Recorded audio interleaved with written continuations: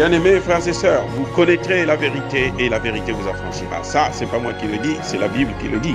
Mais moi, je vous dis mieux. Vous connaîtrez la vérité historique, notamment celle de vos ancêtres kémites, et vous aurez une vision globale de ce que c'est que la vraie souveraineté politique. J'ajoute, vous reviendrez à la spiritualité africaine ancestrale et vous comprendrez les enjeux de l'indépendance économique. Et pour terminer, vous accepterez votre identité culturelle kémite et vous obtiendrez deux choses. La première, c'est la paix. La seconde, c'est le développement, à une condition. L'unité de toute l'Afrique noire, l'unité de tous les Noirs du monde entier. Otep à tous, bienvenue sur la chaîne des panafricanistes par essence, par conviction et par excellence. C'est des citoyens kémites par nécessité et obligation de combat. Nous sommes une chaîne qui n'est guidée que par nos ancêtres et rien que par les ancêtres qui appartiennent à l'égrégore du monde noir. Par conséquent, nous ne croyons en aucun Dieu venu de l'étranger. Toutefois, cette vidéo n'est aucunement destinée à inciter à la haine ou à la violence, car nous menons un combat qui est d'abord et avant tout spirituel, intellectuel et démocratique. Ensuite, il est politique, géopolitique et géostratégique. Contre l'impérialisme, le colonialisme, le néocolonialisme et l'endocolona, qui sont tous qualifiés de crimes contre l'humanité. Nous menons ce combat sur la base du principe fondamental que nous avons hérité de nos ancêtres kémites, qui est celui de la Mahat, c'est-à-dire solidarité, vérité et justice. Vous êtes donc en droit de connaître la vérité et nous avons l'obligation de vous dire la vérité, rien que la vérité, afin que justice soit rendue au continent africain. Et ça, c'est notre modeste contribution dans cette noble lutte en faveur de la souveraineté, la dignité, la solidarité et l'unité africaine. C'est exactement ça que nous appelons le panafricanisme. Bien-aimés frères et sœurs, je m'inquiète beaucoup sur l'attitude de Ousmane Sonko. Je me pose des questions de savoir pourquoi Ousmane Sonko veut se soustraire de la justice, ne veut pas faire face à la justice. Nous devrons savoir, et que la jeunesse sénégalaise et africaine ne se leurre pas. Ce n'est pas parce qu'on est populaire que l'on a raison. La raison ne se trouve pas dans la rue, la raison se trouve à la justice. Je l'ai dit et je le répète encore. Les problèmes que Ousmane Sonko a avec la justice, ce sont des problèmes individuels et personnels. Ce n'est pas des problèmes, un problème de tous les Sénégalais. Ce n'est pas un problème national. Ousmane Sonko, c'est un citoyen ordinaire, aussi populaire soit-il, qui est convoqué par la justice pour un certain nombre de faits.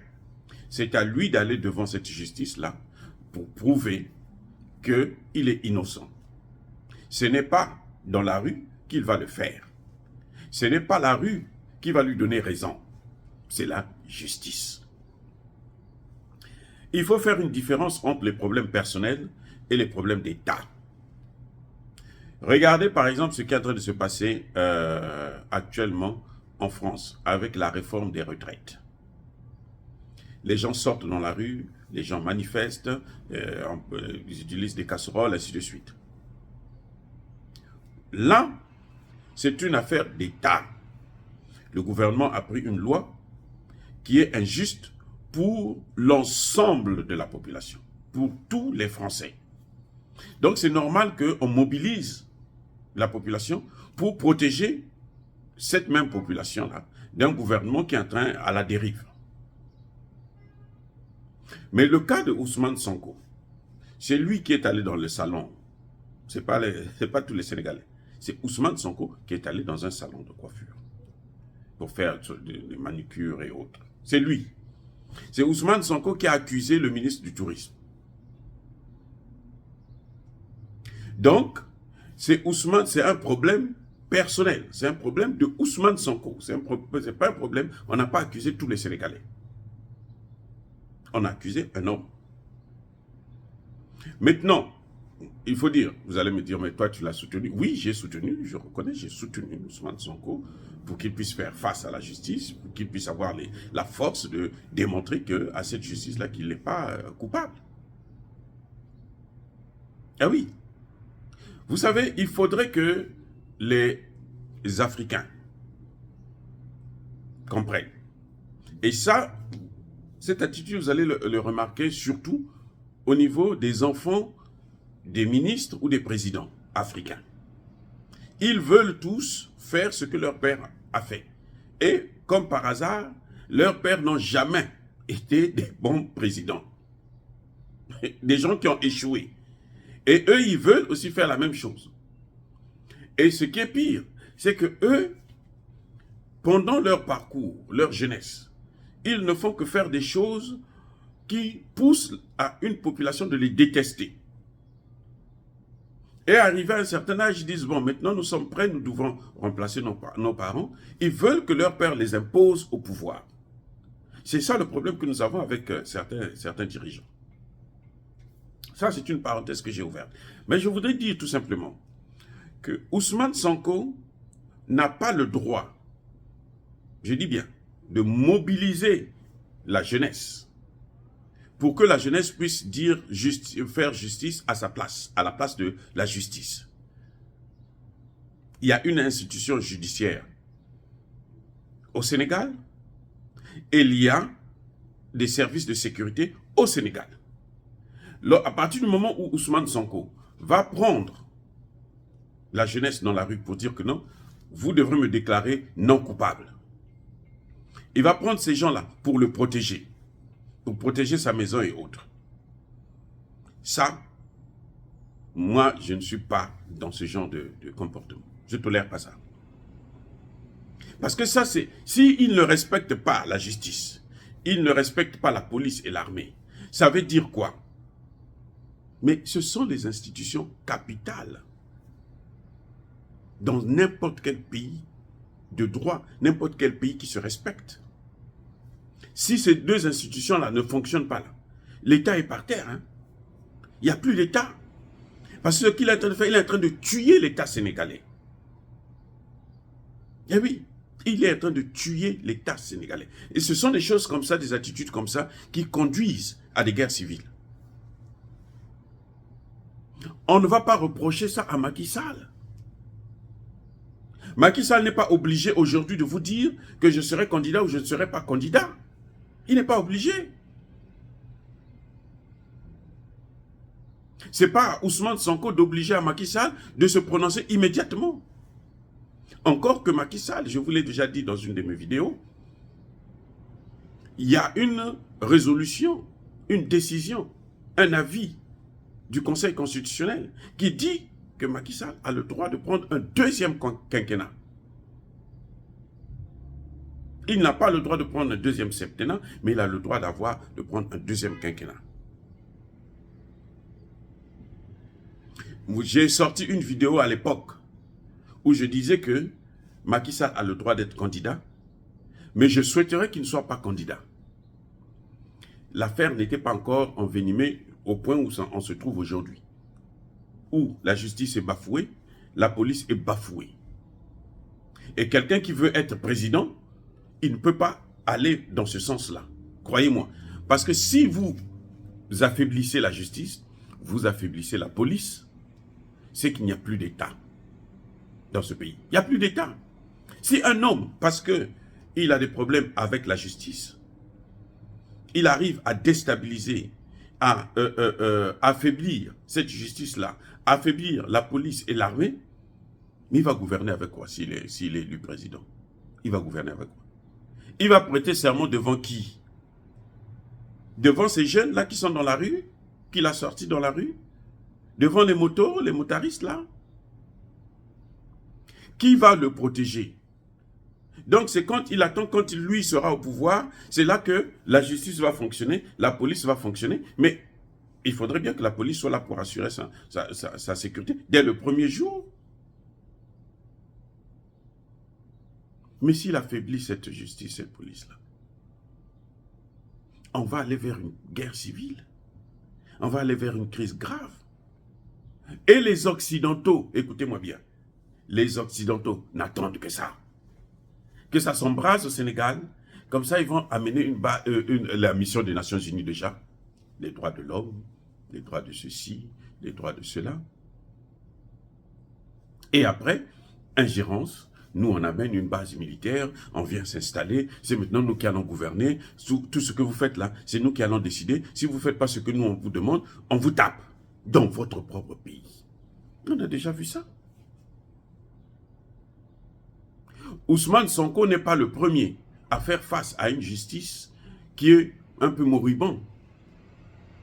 Même ici aux États-Unis, je dis bien aux États-Unis d'Amérique. Donald Trump est accusé. Quand Donald Trump était au pouvoir, là, il avait le problème de la justice là au dos. Il quitte le pouvoir, là, ça continue, parce qu'il veut encore être candidat. Ça le suit.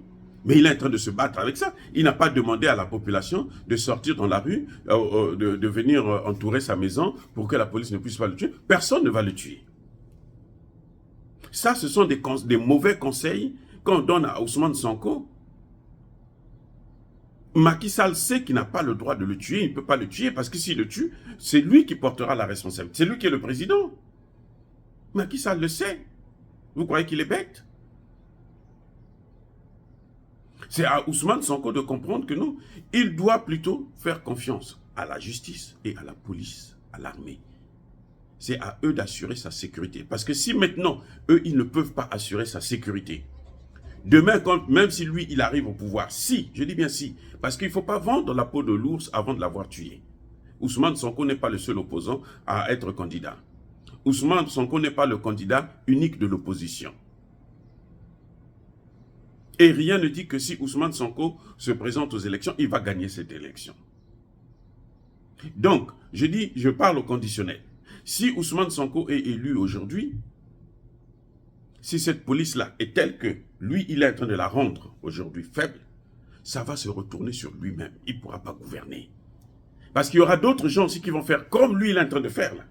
Ils vont manipuler la population, ils vont manipuler la jeunesse, et puis on va se retrouver dans quel pays? Ousmane Sonko doit faire face à la justice. Il doit répondre aux convocations de la justice. Il doit se présenter devant la justice. La police a l'obligation, je répète, la police a l'obligation de le protéger. C'est à la police de le protéger. Ce n'est pas à Macky Sall, à la jeunesse de le protéger. C'est à la police de le protéger. Vous voyez, ces jeunes-là qui sont autour de lui, là, ils sont payés par qui? C'est Ousmane Sonko qui paye leur salaire pour le protéger. Parce qu'ils rendent un service, il faut qu'ils soient payés. Est-ce que Ousmane Sonko paye leur salaire? À quel titre?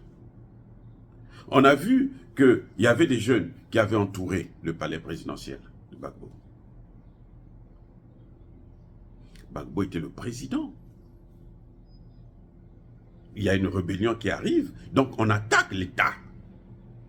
Écoutez bien, il y a une très grande différence. On attaque l'État.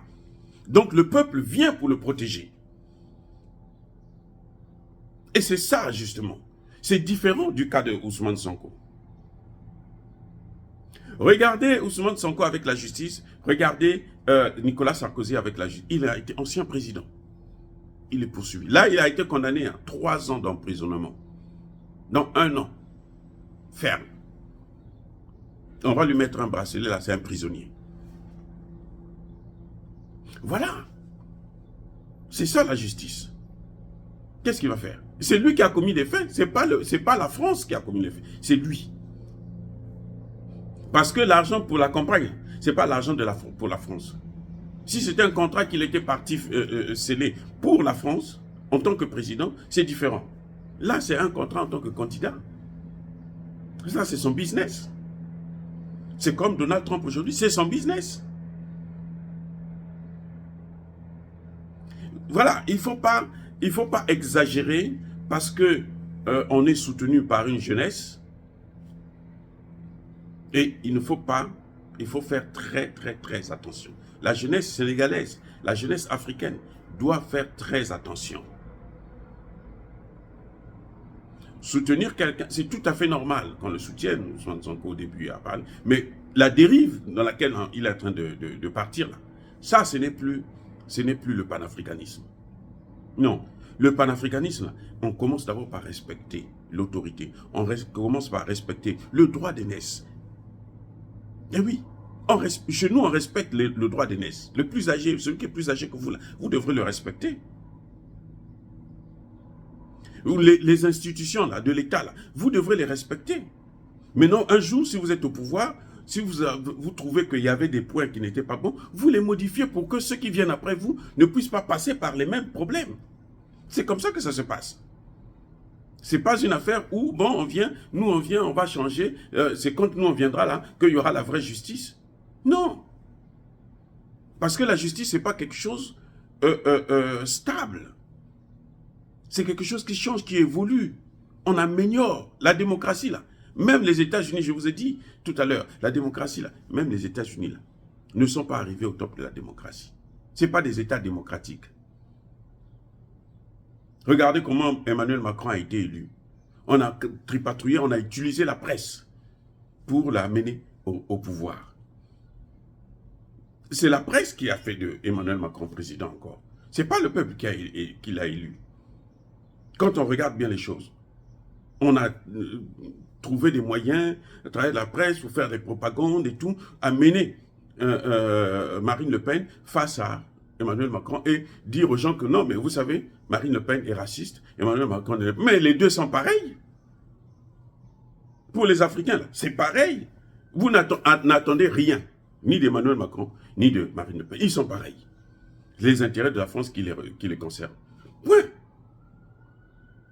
Mais on veut faire croire que Marine Le Pen, elle est dangereuse.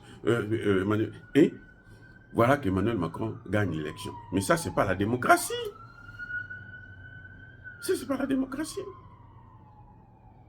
Maintenant, celui qui viendra demain, après Emmanuel Macron, c'est celui-là qui va se dire, s'il est sérieux, s'il regarde ces choses-là, s'il a été victime aussi, il va regarder, il va dire non, il faut trouver un modèle qui fera ce que on ne puisse pas donner autant de pouvoir à la presse, par exemple. Et puis, on commence à corriger. Donc, Ousmane Sonko doit se soumettre à la police, doit se soumettre à la justice. Et si un jour, Dieu veut qu'il soit président, eh ben, il va modifier ça pour que ça soit une nouvelle forme de justice qui puisse donner plus d'indépendance à la justice, ainsi de suite. Voilà à peu près ce que je pense, moi, de cette situation. Il ne faudrait pas que la jeunesse puisse se tromper. C'est vrai, Ousmane Sonko est jeune, donc les jeunes ont tendance à vouloir le... Et puis d'ailleurs, qu'est-ce qu'on reproche à Macky Sall? Sur le fond, par rapport à sa gestion, qu'est-ce qu'on reproche à Macky Sall? Les Sénégalais ont peu de choses à reprocher à Macky Sall. Les Occidentaux ont beaucoup de choses à reprocher à Macky Sall. C'est pour ça que je dis, en fait, en réalité, ce qui est en train de se passer, il y a quelque chose, il y a une manipulation, il y a une infiltration de l'extérieur.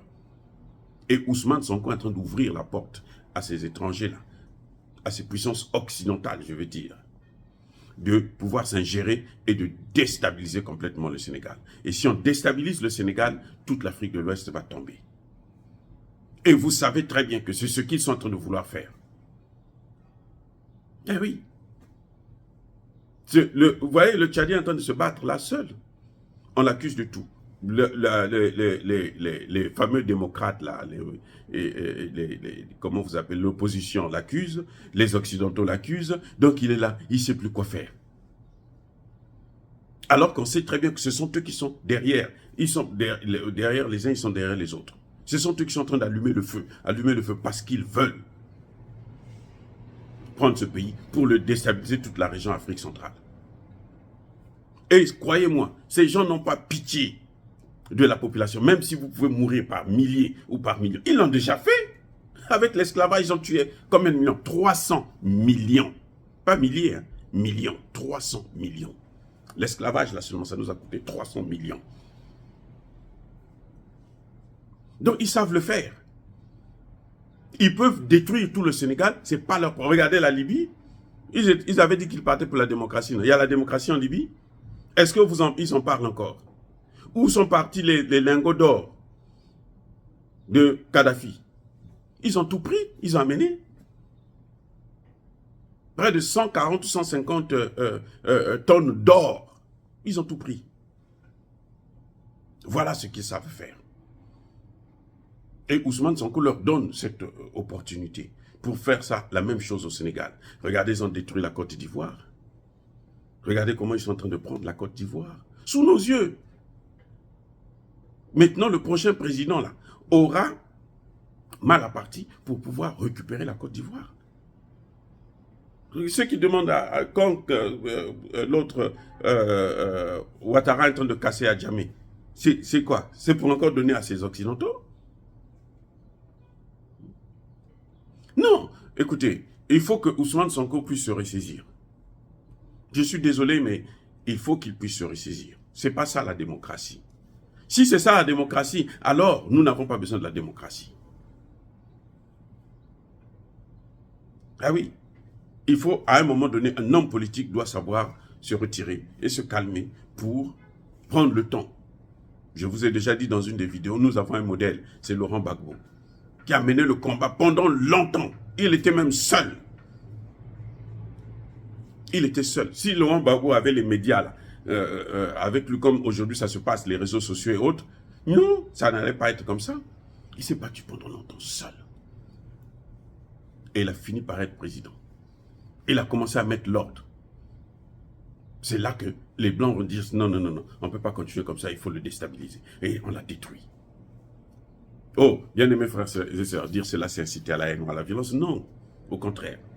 Je veux la paix au Sénégal. Je veux que le Sénégal, je ne veux pas que le Sénégal puisse tomber dans une guerre civile. Je ne veux pas que le Sénégal puisse sombrer à cause des intérêts d'un seul individu qui veut forcément être président. Ou parce que les gens ne veulent plus, les Occidentaux ne veulent plus de Macky Sall.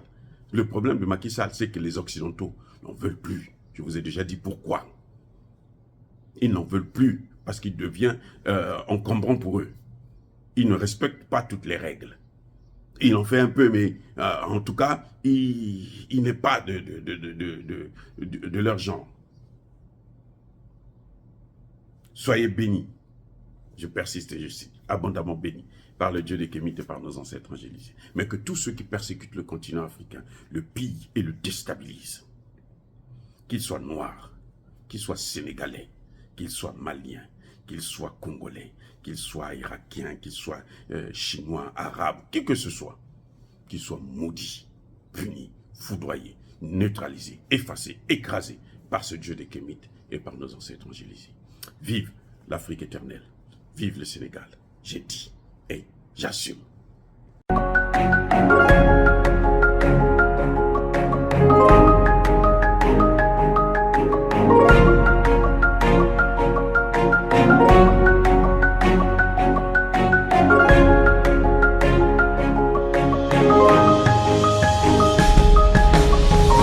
Eux, ils marchent par la foi et non par la vue. Mais moi, je vous conseille vivement de marcher par la connaissance scientifique et historique, notamment celle de nos ancêtres kémites, par les 5 sens et par l'intelligence. À vous, à Pierre.